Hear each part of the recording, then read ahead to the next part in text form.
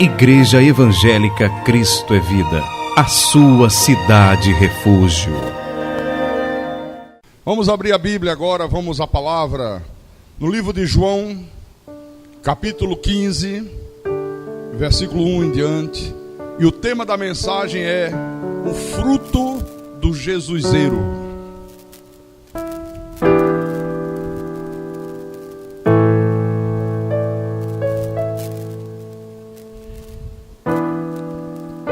Todos acharam? Todos encontraram? Então acompanhe a leitura do texto sagrado, por favor. O Senhor Jesus disse assim: Eu sou a videira verdadeira, e meu Pai é o agricultor. Todo ramo que, estando em mim, não der fruto, ele o corta. E todo que dá fruto, limpa, para que produza mais fruto ainda. Vós já estáis limpos pela palavra que vos tenho falado. Permanecei em mim, e eu permanecerei em vós. Como não pode o ramo produzir fruto de si mesmo, se não permanecer na videira, assim nem vós o podeis dar, se não permanecerdes em mim. Eu sou a videira, vós os ramos. Quem permanece em mim e eu nele, esse dá muito fruto, porque sem mim nada podeis fazer. Vamos orar ao nosso Deus para que o Espírito Santo nos dê discernimento e compreensão desse profundo ensinamento do Senhor. Oremos ao nosso Deus agora. Às vezes calo para ouvir a voz de Deus, então medito para ouvir a sua voz. Qual sutileza tocas no meu coração, e grande paz passo a sentir. Sinto emoção, ouvir tua voz quando me exortas, se é preciso. Ouvir tua voz quando me diz que sou contigo. Ouvir tua voz quando me ensinas o que preciso. Me faz sentir cada vez mais que sou teu filho. Ah, Senhor Jesus Cristo, nosso Deus e nosso Pai. E aqui estamos nós, Senhor, prontos para ouvir a tua voz, prontos para receber a palavra predestinada de sabedoria, prontos para receber o alimento sólido do nosso espírito, que é a tua palavra. Mas mais do que isso, prontos para que o teu Espírito nos ensine a tua verdade, porque ninguém pode entender a tua palavra, ninguém pode compreender os teus desígnios se o teu Espírito não ensinar.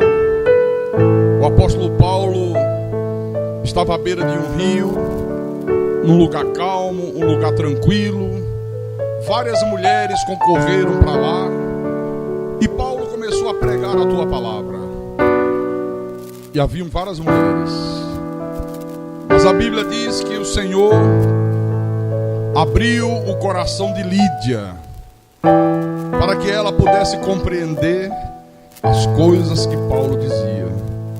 O Senhor só abriu o coração de Lídia, o Senhor não abriu o coração das outras, porque o Senhor só abre o coração daqueles que são teus, daqueles que foram criados à tua imagem, à tua semelhança, desde antes da fundação do mundo.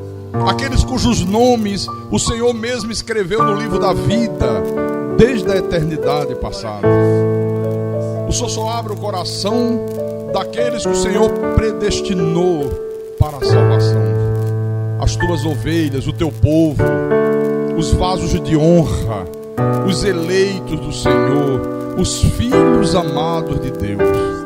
Eles podem estar no mais profundo abismo, pode estar na prostituição, pode estar na violência urbana, pode estar dependente do álcool, das drogas, pode estar dentro de um presídio, pode estar enredado até o último fio de cabelo numa macumba, numa bruxaria, numa falsa religião.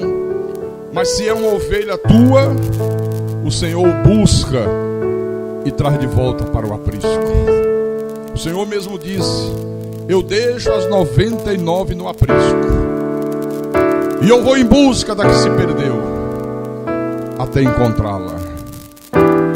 Nós damos graças ao Senhor por esse teu amor e por essa tua fidelidade. Então fala-nos nessa manhã, ensina-nos a tua verdade, meu Deus. Usa-me como teu servo, usa-me como teu pastor, inspira-me, capacita-me, para que eu possa proclamar a tua palavra com verdade. Que a palavra proclamada desse altar venha glorificar o teu nome, venha exaltar o Senhor e venha trazer maturidade espiritual para o teu povo. Eu te peço em nome de Jesus, em nome do Senhor, e que todos que creem digam amém e amém. Amém? Amém. Diga graças a Deus. Meus irmãos amados, minhas irmãs em Cristo, olha, é muito importante, mas muito importante mesmo, que todos nós saibamos que há um propósito de Deus para a nossa vida. Deus tem um propósito para a tua vida, Deus tem um propósito para a minha vida, Deus tem um propósito para a nossa vida. Então, quando Deus te salvou com um propósito. E eu vou dizer uma coisa, eu creio, sinceramente, que aqui nesse ensinamento de Jesus, que nós começamos a abrir a mensagem, está o cerne desse propósito de Deus para cada um de nós. Aqui está. Porque a igreja precisa entender, você precisa entender, eu preciso entender, porque a igreja somos nós. Igreja não é um prédio, não são 4 paredes. Isso aqui é um templo, que tradicionalmente nós temos o hábito de chamar de igreja. Mas igreja, na verdade, somos nós. Eu sou a igreja, você é a igreja. Então, nós precisamos entender que a nossa vida, as nossas atitudes, toda a nossa caminhada nessa terra está inserida num propósito que não é nosso. É um propósito dele, é um propósito de Deus. E nós vemos esse propósito de uma maneira muito clara, de uma maneira muito transparente. Aonde? Aqui nas Escrituras Sagradas. Está aqui. E eu creio, vou voltar a repetir, que essas palavras aqui do Senhor Jesus Cristo vai ajudar muito a cada um de nós nessa manhã, não só a compreender o propósito de Deus, mas também e principalmente como que esse propósito pode se manifestar em nós e através de nós. Diga graças a Deus. Então, por favor, volte um pouco atrás, nesse mesmo livro de João, no capítulo 4, versículo 19, quando Jesus teve um encontro com aquela mulher samaritana, lembra? Então, em determinado momento, a mulher vira-se para o Senhor Jesus e diz assim: Senhor, disse-lhe a mulher, vejo que tu és profeta. Nossos pais adoravam nesse monte. Vós, entretanto, dizeis que em Jerusalém é o lugar onde se deve adorar. Aí Jesus disse para a mulher: mulher, podes crer-me que a hora vem quando nem neste monte, nem em Jerusalém adorareis o Pai. Vós adorais o que não conheceis. Nós adoramos o que conhecemos, porque a salvação vem dos judeus. Mas vem a hora, e já chegou, em que os verdadeiros adoradores adorarão o Pai em espírito e em verdade. Porque são estes que o Pai procura para os seus adoradores. Você vê que coisa interessante. Essa mulher samaritana perguntou a Jesus sobre qual era o verdadeiro local de adoração. Ela fez uma pergunta teológica. Isso aqui é uma pergunta de teologia. Senhor, escuta só. Nós samaritanos, nós adoramos aqui nesse monte, no Monte Gerizim. Mas vocês, judeus, dizem que nós devemos adorar lá em Jerusalém. Finalmente, onde nós devemos adorar? A resposta do Senhor Jesus Cristo, que vai aqui do versículo 21 ao versículo 23, foi tremenda. Mulher, podes crer-me que a hora vem, quando nem neste monte, nem em Jerusalém, adorareis o Pai. Vós adorais o que não conheceis. Nós adoramos o que conhecemos, porque a salvação vem dos judeus. Mas vem a hora, e já chegou, em que os verdadeiros adoradores, quer dizer que há falsos adoradores. Os verdadeiros adoradores adorarão o Pai em espírito e em verdade. Porque são estes que o Pai procura para seus adoradores. Quer dizer que Deus tem um propósito. Quer dizer que Deus veio procurar adoradores, Ele veio buscar adoradores. Agora a pergunta é: como é que alguém se torna um adorador de Deus? Ah, pastor, vindo à igreja cantando um hino de adoração, nós somos adoradores de Deus? Não. A coisa é mais profunda do que isso. O que tem a acontecer conosco? Que caminhos nós devemos trilhar? Como é que nós devemos cuidar das nossas atitudes? Que cuidados nós precisamos ter com a nossa vida para ter esse propósito aqui de Deus se cumprindo em nós? Ele veio buscar adoradores, né? São esses que o Pai procura para seus adoradores. Como é que tem que acontecer isso aqui? Olha, eu creio sinceramente que esse texto aqui de João nos ensina isso, nos dá a resposta para isso. Jesus disse assim, deixa eu voltar lá. João capítulo 15, versículo 1. Então Jesus diz: eu sou a videira verdadeira e meu Pai é o agricultor. Todo ramo que estando em mim não der fruto, ele o corta. E todo que dá fruto limpa, para que produza mais fruto ainda. Então Jesus disse: olha, a videira sou eu, os ramos são vocês. Meu Pai, o Deus que é Espírito, é o agricultor. Então aqui já fica claro uma coisa. Quem faz essa supervisão, quem supervisiona para ver quem é que está produzindo fruto, quem é que não está produzindo fruto, é o Pai. Por que é o Pai? Porque só Deus sonda mentes e corações. Porque só Deus é onipresente. Só Deus acompanha a nossa vida às 24 horas do dia. Amém? Porque aqui na igreja todo mundo é bonzinho.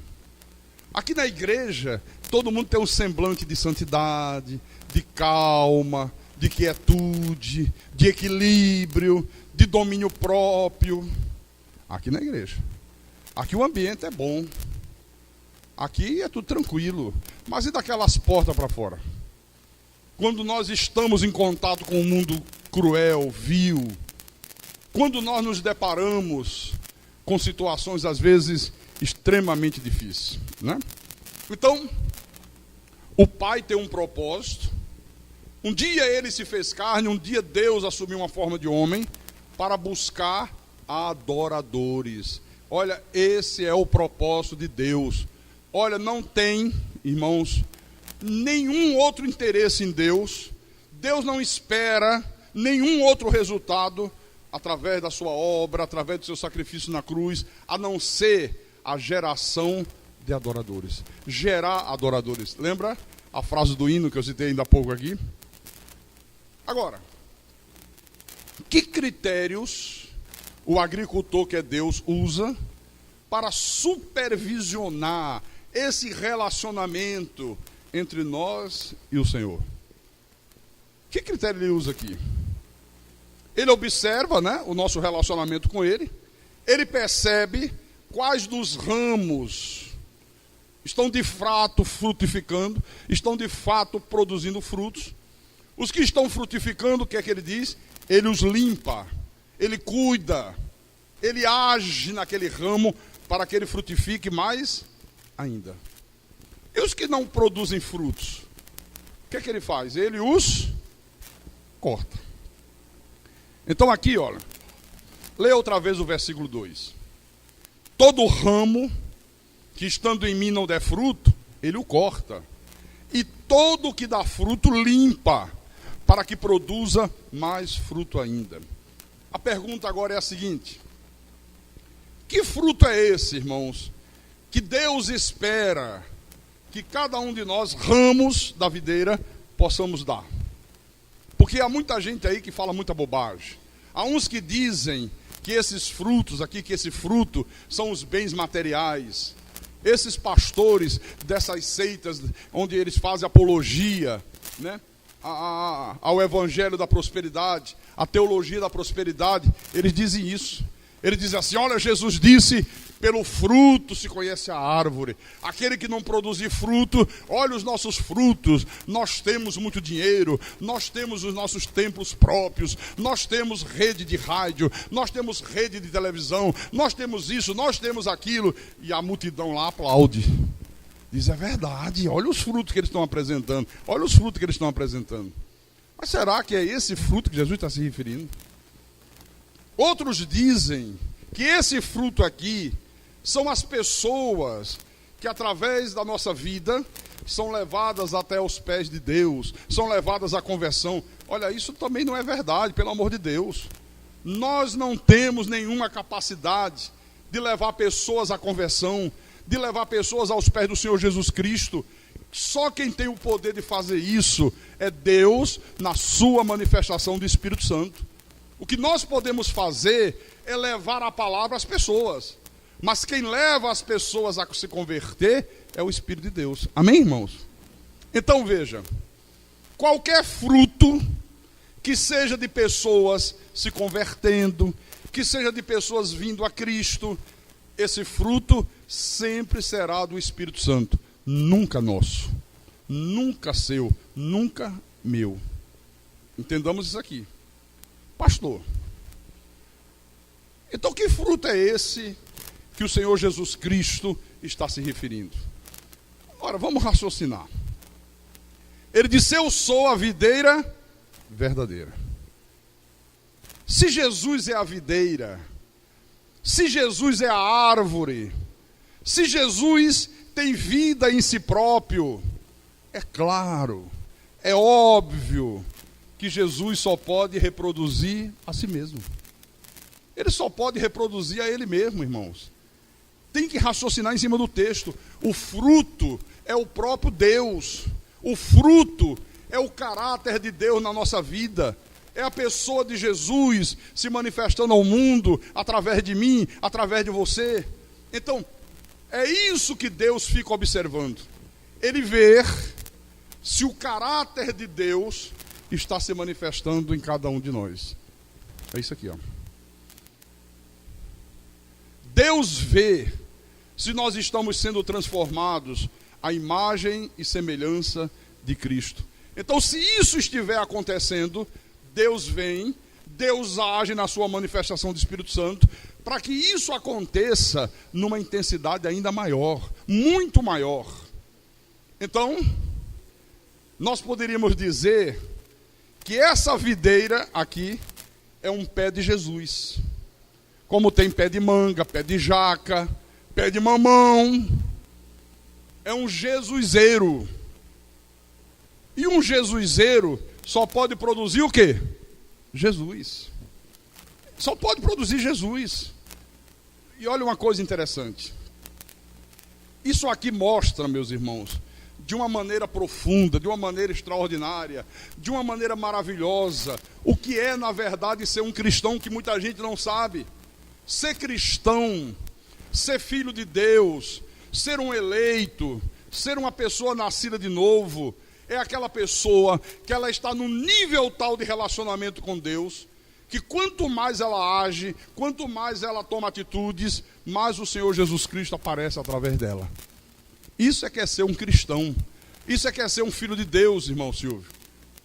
Não é jejuar, não é carregar uma Bíblia, tamanho do mundo debaixo do braço, não é ficar por aí usando palavras, chavões religiosos, a paz do Senhor, irmão, tu és um eleito, tu és um predestinado. Não. Então, eu vou dizer para você uma coisa. Adoração, na verdade, não é aquilo que nós cantamos para Deus. Não é. Adoração, na realidade, é aquilo que nós vivemos de Deus. Adoração, segundo o conceito bíblico, é aquilo que nós vivemos com Deus, é aquilo que eu vivo para esse Deus. Isso é que é adoração.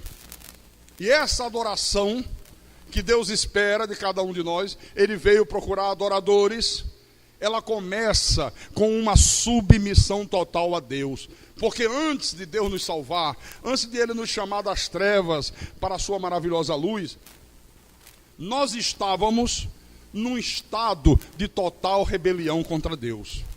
O Senhor nos deu vida, Ele nos regenerou, Ele nos transportou de um estado de rebelião para um estado de adoração. E isso é que é salvação. Isso é que é a salvação, irmão. Deus te tira de uma condição de rebelião contra Ele e te transporta para uma condição de adorador dEle. Diga graças a Deus. Então, qual é o nosso objetivo maior como filhos de Deus? Nosso objetivo maior, preste atenção por favor, é ser como Jesus. É manifestar o caráter de Deus no dia a dia da nossa vida. Então a gente acerta quando nós fazemos disso o objetivo maior da nossa vida. Não, o meu objetivo é manifestar o caráter de Deus na minha vida. Eu tenho que manifestar o caráter de Deus como pastor, como membro da igreja. Eu tenho que manifestar o caráter de Deus como pai, como mãe, como marido, como esposa, como filho. Eu tenho que manifestar o caráter de Deus no meu relacionamento com as pessoas. Eu tenho que manifestar o caráter de Deus quando eu negocio. Eu tenho que manifestar o caráter de Deus através da minha maneira de falar, através da minha maneira de vestir. Eu tenho que manifestar o caráter de Deus em todas as áreas da minha vida. Amém? Você entende isso aqui? Agora, nós erramos totalmente quando nós negligenciamos isso. E aí desagradamos a Deus e Ele vem de lá e corta, tá? Então leia, por favor, o versículo 6. João capítulo 15, versículo 6. Jesus continuou e disse: se alguém não permanecer em mim, será lançado fora, à semelhança do ramo, e secará. E o apanham, lançam no fogo e o queima. Deixa eu dizer uma coisa para a igreja. Preste atenção. Irmãos, olha, tem uma pergunta que todo cristão verdadeiro deveria repeti-la toda hora do dia. A cada hora do dia, a cada segundo da sua existência, para ser mais preciso, ele deveria repetir. Qual é a pergunta, pastor? A pergunta é o seguinte: se Jesus estivesse no meu lugar, o que Jesus estaria fazendo? Se Ele estivesse no meu lugar, se Ele estivesse no teu lugar, eu tenho que perguntar isso. Como é que Ele estaria tratando a minha esposa? Como é que Ele estaria tratando os meus filhos?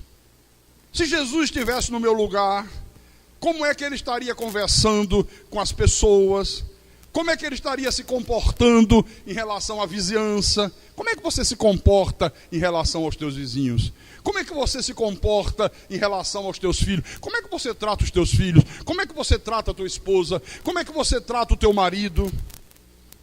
Se Jesus estivesse no meu lugar, como é que ele estaria frequentando os cultos? Será que ele estaria na igreja quarta-feira à noite? Será que ele estaria na igreja domingo de manhã? Será que ele voltaria à igreja domingo à noite? Como é que ele estaria cumprindo os horários? Será que o culto começaria às 9 horas? E quando fosse 9h30, pastor já pregando, Jesus entraria pelaquela porta, arrastando as sandálias, tranquilão. Ia no bebedouro, bebia água. Ia lá no banheiro, fazia um pipizinho e depois vinha e sentava. Porque tem gente que faz isso, né? Tem gente que chega, o pastor já está pregando. E não está nem preocupado não, bebe água, se espreguiça. Eu já vi daqui, gente chegar ali no bebedouro, beber água e fazer... Agora eu vou lá sentar para ouvir. Né? Se Jesus estivesse no meu lugar, como é que ele trataria o pastor da igreja? Se ele estivesse no meu lugar, o que é que ele faria?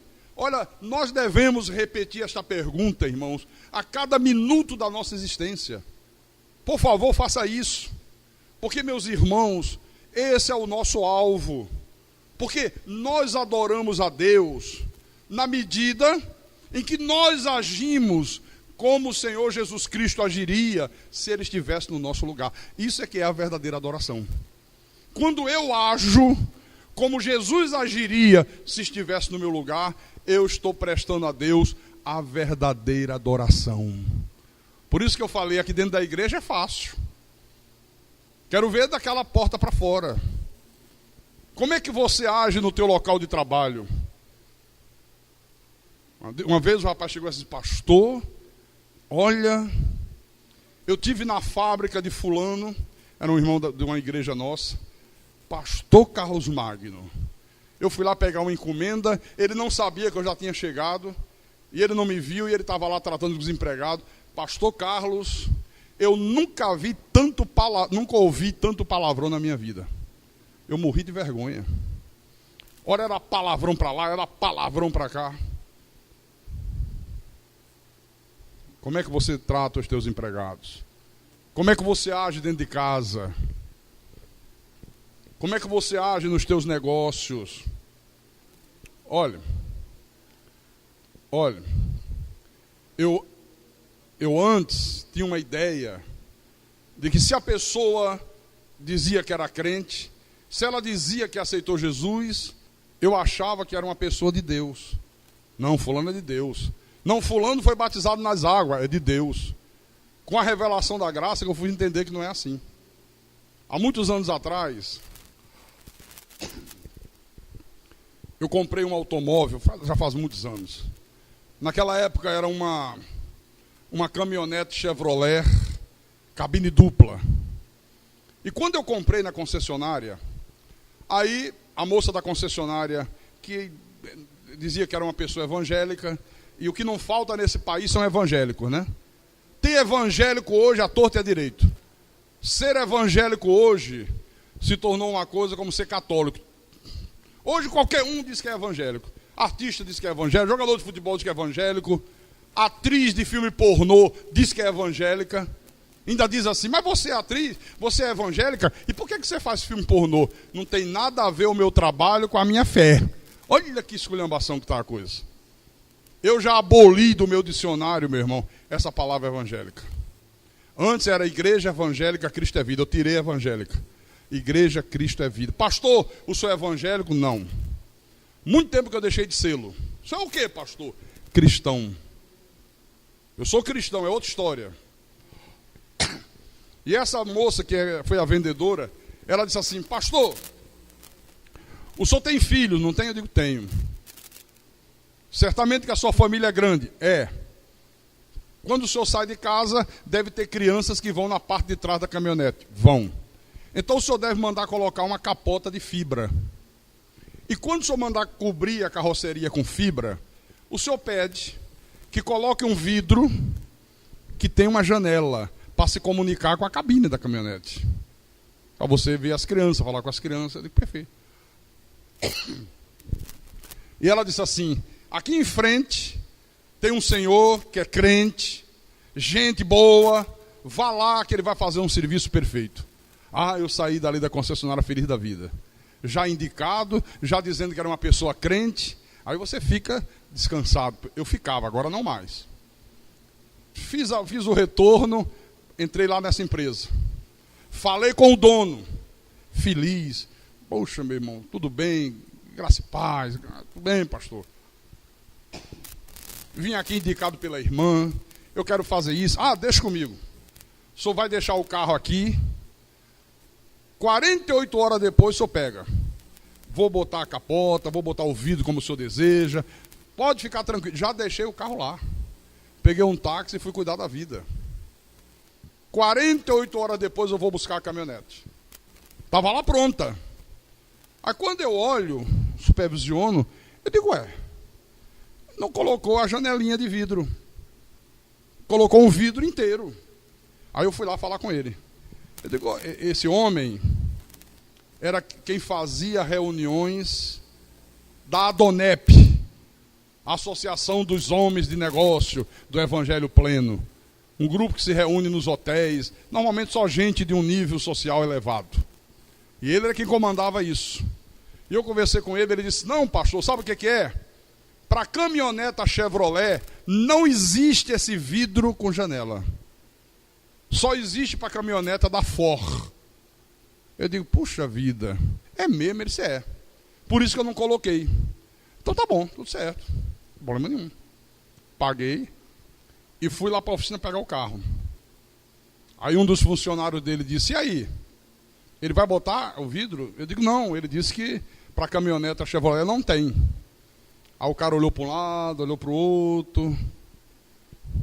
O senhor não disse que foi eu que disse não, viu?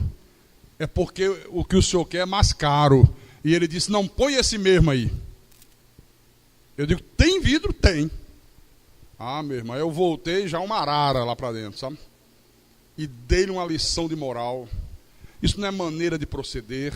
Como é que o senhor se diz um homem cristão? Como é que o senhor, às vezes, toma a frente de um trabalho espiritual e o senhor age dessa maneira? E ele disse, não, pastor, fale baixo, pastor. Olha, foi um equívoco. Deixa aí que amanhã eu entrego o senhor da maneira que o senhor quer. Quer dizer, era um homem mentiroso. Um homem desonesto. Então, meus irmãos, para que a gente possa agir como Jesus agiria se estivesse no nosso lugar, é imprescindível que você tenha um relacionamento perfeito com Deus. É preciso que você seja um cristão de verdade, não apenas um frequentador de igreja. Tem gente que é apenas frequentador de igreja. É preciso ser um cristão de verdade. Aqui no versículo 7, o Senhor disse assim, se permanecerdes em mim, e as minhas palavras permanecerem em vós, pedireis o que quiserdes, e vos será feito. Você está vendo o que é que Deus espera de nós? Ele espera que nós permaneçamos nele, e que as palavras dele permaneçam em nós. Pastor, o que é permanecer em Deus? É você se render totalmente a Deus. É você depender totalmente de Deus. É quando você diz, Senhor, eis-me aqui. Usa-me como o Senhor quiser. Faça de mim o que o Senhor quiser fazer. Eis-me aqui, eis-me aqui, eis-me aqui. Por isso que eu vou dizer mais uma vez a você, irmãos, adoração não são os cânticos da igreja. Os cânticos de adoração que nós entoamos na igreja deveriam ser a consequência da nossa adoração lá fora. Mas não é a verdadeira adoração. Se eu sou um adorador em todas as áreas da minha vida, em todas as minhas atitudes, aí sim, quando eu chego no templo e canto o hino de adoração, eu estou manifestando, eu estou transbordando através daquele cântico a minha adoração no dia a dia da vida, do dia a dia da vida. É quando a pessoa, ela fica contrita, sabe? Ela se deixa dominar por um elevo espiritual. Na hora do louvor, na hora da adoração, sabe? Você olha, a pessoa está como se estivesse num êxtase. Não é aquele êxtase de fanatismo, mas aquela coisa, ela está concentrada, ela está com o pensamento elevado a Deus, ela está, sabe, deixando fluir as palavras que o Espírito de Deus põe nos seus lábios. Tem gente que na hora do louvor e da adoração parece que está no mundo da lua. Sabe, tem gente que fica de olhos abertos, olhando para o altar da igreja, como se estivesse assistindo um show. Como se estivesse assistindo uma apresentação de uma banda. Não, isso aqui não é um show. Isso aqui não é a apresentação de uma banda. Tem gente que conversa na hora do louvor e da adoração. Tem gente que namora na hora do louvor e da adoração. Não é para namorar na igreja, namorar lá fora. Tem que ter uma postura correta. Sabe? Tem que ter uma postura digna. Uma vez eu parei um culto em Recife, que tinha um casal de jovens. Olha, na hora do louvor, era um esfrega-esfrega, sabe, era um roça-roça, a moça ficava beijando o pescoço do cara, eu parei. Eu digo, ó, isso aí é em outro lugar, querido, não é aqui não. Igreja tem que ter postura. Igreja tem que ter atitude correta, tem que ter atitude de respeito para com Deus. Amém? Então, a adoração é a vida que nós vivemos. A adoração, na realidade, é a maneira como você vive a tua vida, como eu vivo a minha vida, como nós vivemos a nossa vida. Agora, e o que é que significa e as minhas palavras permanecerem em vós? Será que significa decorar a Bíblia inteira?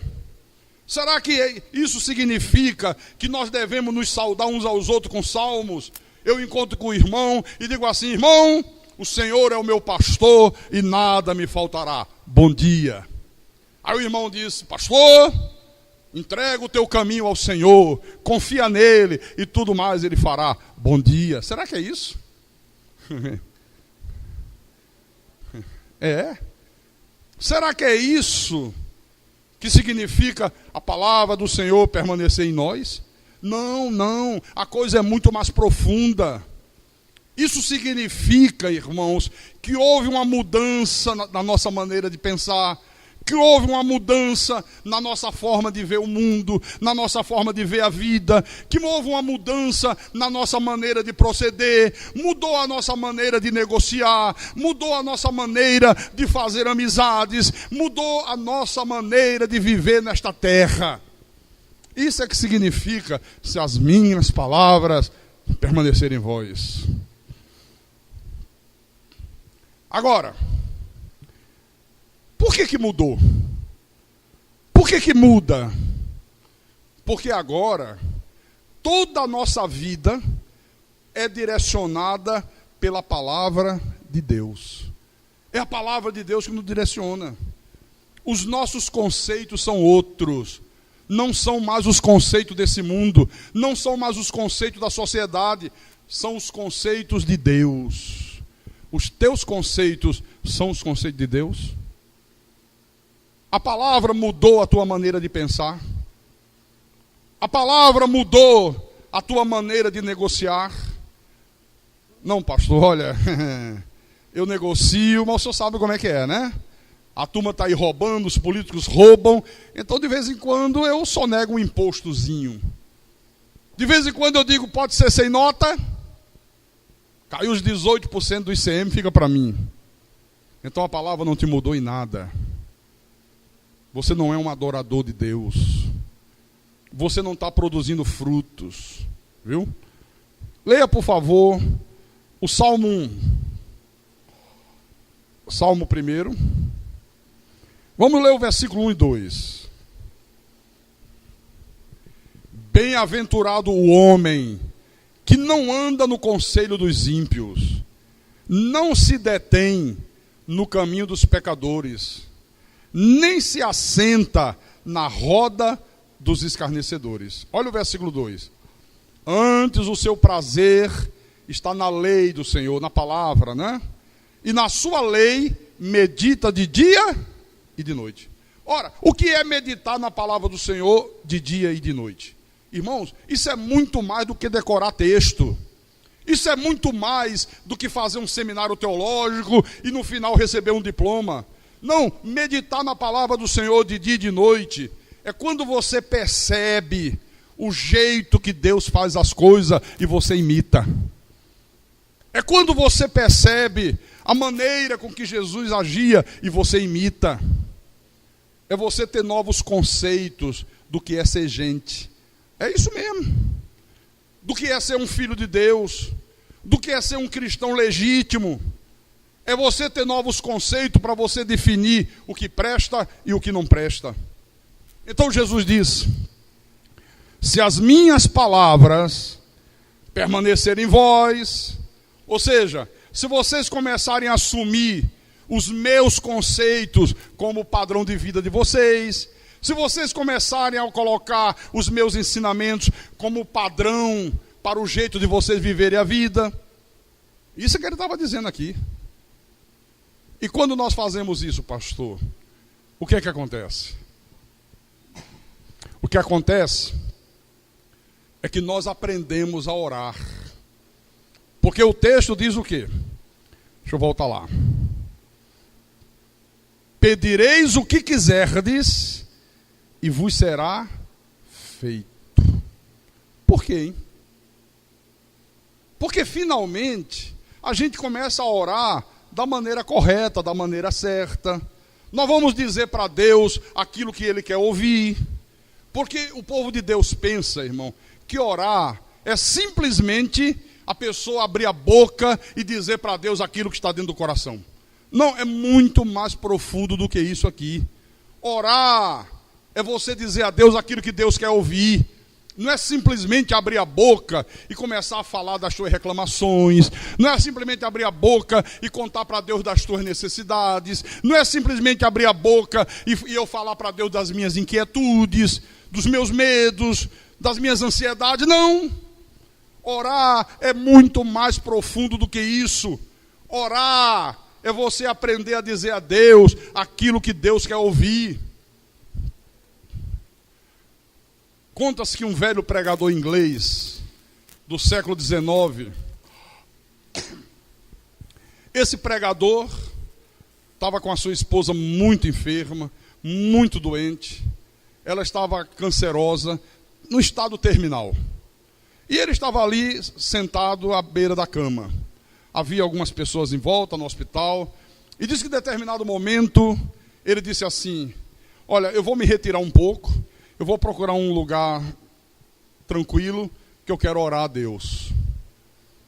E aí alguém questionou ele, disse assim: escuta só, e se Deus não ouvir a tua oração? Ele disse: mas quando eu oro a Deus, eu não oro para pedir que Deus faça o que eu quero. Quando eu oro a Deus, eu peço para que Deus me conforme à sua vontade. Isso é orar. Sabe por que isso é orar? Vou dizer para você. Porque todo propósito da nossa existência, qual é? É fazer a vontade de Deus. Portanto, orar, viver, tem de ter apenas um propósito, irmão. Qual é o propósito? A vontade soberana de Deus. Foi isso que Jesus ensinou quando Ele nos apresentou o esboço de como nós devemos orar. Como é que é o esboço? Pai nosso, que estás nos céus, santificado seja o teu nome. Venha a nós o quê? O teu reino. Seja feita o quê? A tua vontade. Amém? É você orar e dizer: Senhor, que seja feita a tua vontade. Via de regra, as pessoas não oram assim: Senhor, eu quero que o Senhor faça isso. Eu quero que o Senhor faça aquilo. Eu quero que o Senhor faça assim. Eu quero que o Senhor faça assado. Quer dizer que Deus não sabe o que é que deve fazer. Deus sabe como fazer, irmão. Deixa Deus fazer, que Ele sabe fazer e bem feito. E Ele faz tudo direitinho. Tudo direitinho. Por isso que às vezes as pessoas se decepcionam. Às vezes as pessoas dizem: eu estou decepcionada com Deus, eu orei tanto, eu pedi tanto, e Deus não fez aquilo que eu pedi. É porque Deus só faz aquilo que Ele quer. E aquilo que Ele quer para a nossa vida, a Bíblia diz, coopera para o nosso bem. tudo coopera para o bem daqueles que amam a Deus. Amém? É você orar, está uma situação difícil, você apresenta a Deus e diz: Senhor, eu me conformo à tua vontade, que seja feita a tua vontade. O que o Senhor fizer é para o meu bem, estou satisfeito. Amém, irmão? Bom, João capítulo 15, para a gente terminar. Versículo 8 em diante.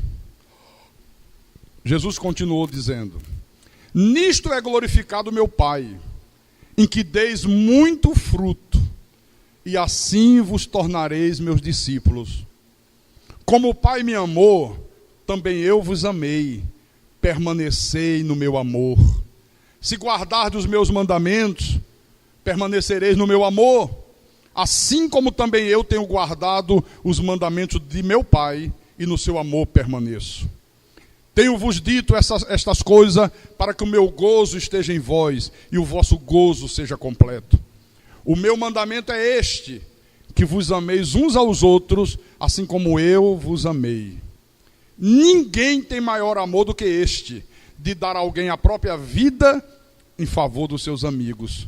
Vós sois meus amigos, se fazeis o que eu vos mando. Outra coisa profunda de Deus aqui. Olha, preste atenção nisso, viu? O desejo de Deus é que nós nos amemos uns aos outros como Ele nos amou.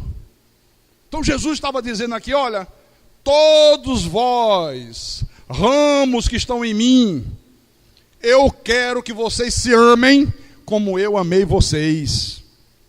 Esse é o mandamento, esse é o desejo de Deus. Agora, esse amor aqui é um tipo de amor especial. Esse amor aqui não é como aquele amor ao próximo como a si mesmo. Não, é muito mais profundo do que aquilo. Por quê?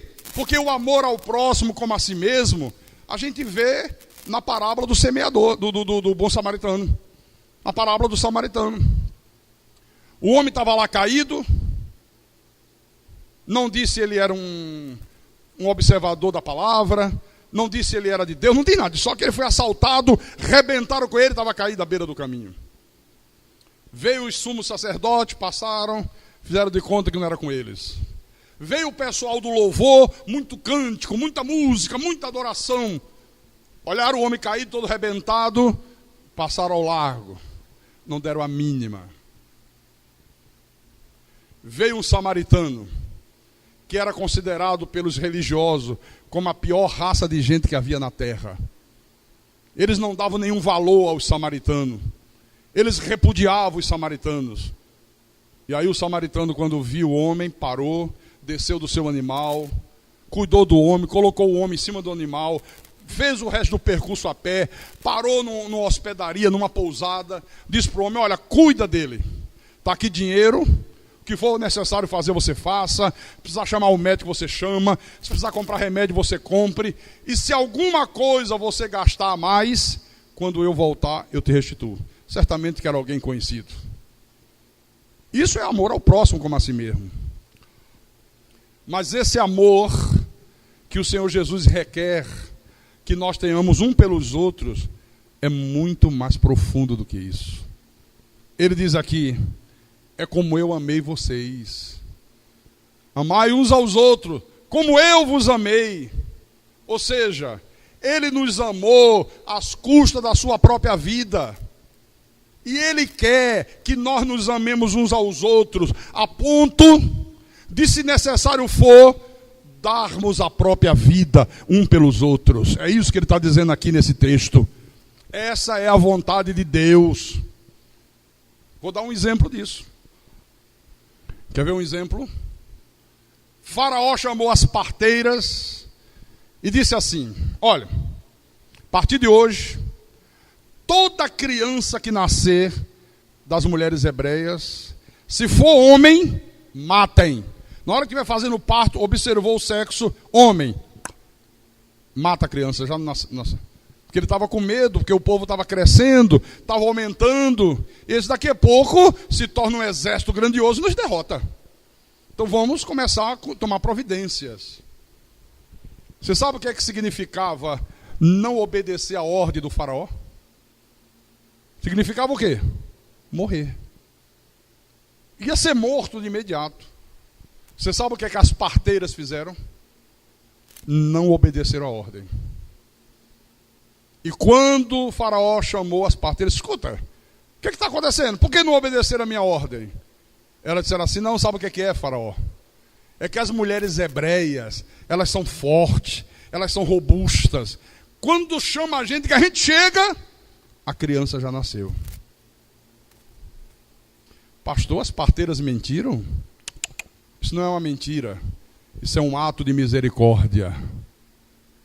Isso é um ato de amor, não é uma mentira. Mentira é quando faz mal ao outro. É quando traz prejuízo para alguém. É quando esconde um pecado. Isso foi um ato de misericórdia. E o texto diz, e Deus abençoou as parteiras. Arriscaram a própria vida. Quer outro exemplo? Quando os espias entraram em Jericó, se hospedaram na casa de uma mulher prostituta, mas que era uma eleita de Deus. Lá na frente, ela faz parte da galeria dos heróis da fé, ela está na genealogia de Jesus, era uma predestinada. Se converteu sem dúvida. E aí alguém viu e foi dizer ao rei de Jericó, disse, olha, entraram 2 homens na cidade, eles são lá dos hebreus, são espiões, e vieram espionar a cidade, que eles queriam invadir a cidade. E onde é que eles estão? Estão lá na hospedaria. Como era o nome da mulher? Hã? Fala alto, gente. Raabe. Estão lá na hospedaria de Raabe. Mandou dois enviados lá. Certamente 2 soldados bem armados. Bateram na porta. Raabe abriu. Escuta. Cadê os homens que entraram aqui na tua hospedaria? Cadê os 2 hebreus, 2 espiões? Viemos pegá-lo aqui, vamos matá-lo. Ela disse, olha, é verdade, eles estiveram aqui. Pediram uma informação e se foram por aquele caminho lá. Ó. Vão lá que vocês ainda pegam eles. E eles foram. E quando ela olhou pela brecha da porta e viu que eram 2 emissários do rei, escondeu os homens debaixo da cama e cobriu com madeira. Para que se eles entrassem não encontrassem. Arriscou a própria vida para salvar os eleitos de Deus. Amém, irmãos? Quando nós vivemos esse amor, esse aqui que Jesus exige, olha, isso gera, meus irmãos, uma comunidade sólida. Isso gera uma igreja que possa ser chamada verdadeiramente família de Deus. Um povo sem hipocrisia, um povo sem fofoca, um povo sem ódio, um povo sem mágoa, um povo sem rancor, mas um povo com o coração transbordando do amor de Deus. Por que há tantas divisões nas igrejas? Por que há tanta hipocrisia? Ah, eu amo, eu amo, eu amo. Contraria aquela pessoa para você ver se ela ama. Ela voa no teu pescoço, crava os dentes e quer chupar o sangue. Por que há tanta rebelião nas igrejas? Por que há tantas divisões? Por que há tanta briga? Por que há tanta desunião? Porque não se vive esse amor. As pessoas querem viver esse amor, mas apenas da boca para fora.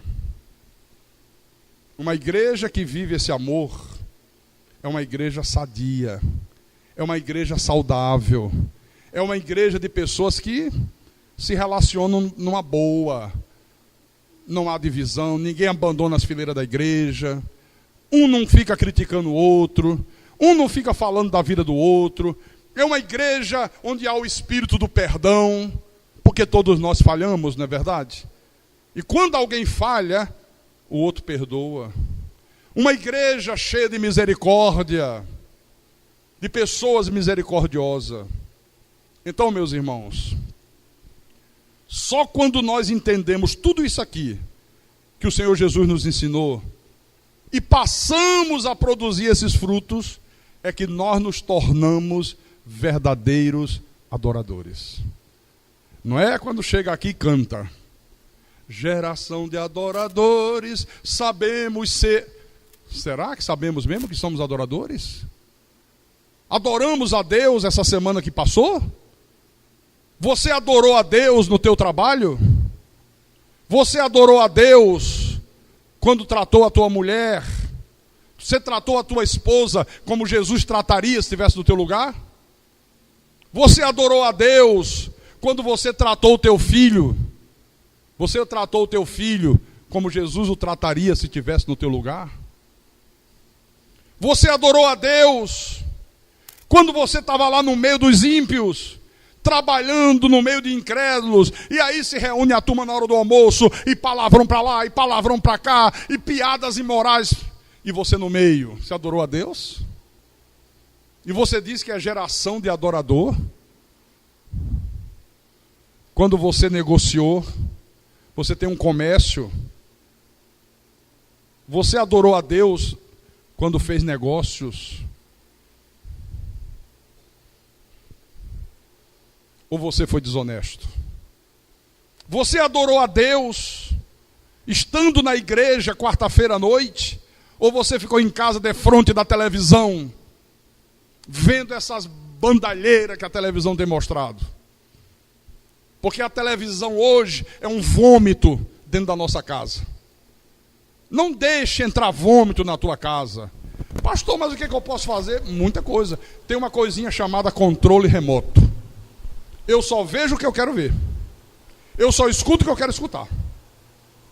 Eu não entendo como é que uma pessoa que se diz adoradora de Deus se prostra diante de uma novela, fazendo apologia ao adultério, fazendo apologia ao homossexualismo, fazendo apologia ao lesbianismo, às drogas e às falsas religiões. Como é que uma pessoa se prostra diante de uma televisão para assistir Big Brother? Pega 6 rapazes e 6 moças, aquela turma do Topa Tudo, e colocam lá dentro para fazer tudo quanto é patifaria que você imaginar na vida. E as pessoas ficam assistindo. E o Ibope vai lá para cima. Vem agora a TV Record, da Seita Universal, desse anticristo chamado Edir Macedo, imita o Big Brother e lança... Hã?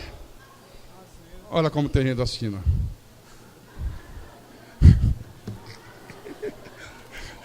Peguei! Tô brincando. Claro, estou fazendo uma brincadeira. Estou brincando. Não é o fato da pessoa saber que significa que ela veja. Eu sei que é a Fazenda. Eu falei de brincadeira. Como é que eu sei? Eu leio revista, eu leio jornal, né? Aparece os comerciais e a gente se informa. O que é isso? Pastor, é pior do que o Big Brother. E eu imagino a patifaria que deve ser, hein, Silvio? Colocaram um bando de moças e de rapazes, né? Dentro de uma fazenda. Imagina o que é que não estão fazendo na fazenda. Dá para ter uma ideia, né? E como é que as pessoas se prostram diante da TV para ver isso, hein? E às vezes deixam os filhos verem. Ah, pastor, a minha filha adora. Quantos anos tem tua filha? 15 anos. Muito bem. Amanhã, quando a tua filha estiver tendo o mesmo comportamento que aquelas moças têm lá, não reclame. Não diga, eu não entendo porque aconteceu uma desgraça dessa. Eu não entendo que minha filha agora gosta de mulher. Minha filha agora virou prostituta. Minha filha agora só vive nos motéis. Aprendeu na fazenda. Mas não é verdade ou eu estou falando alguma bobagem? Irmãos, isso é muito sério. Para nós abrirmos a boca e dizermos: eu faço parte da geração de adoradores, É preciso que eu tenha adorado a Deus lá fora, no dia a dia da minha vida. Mesmo que isso custe um preço caro. E às vezes custa. Viu? Às vezes custa. E quem tem ouvidos, que ouça o que o Espírito de Deus falou à igreja nessa manhã. Em nome de Jesus Cristo.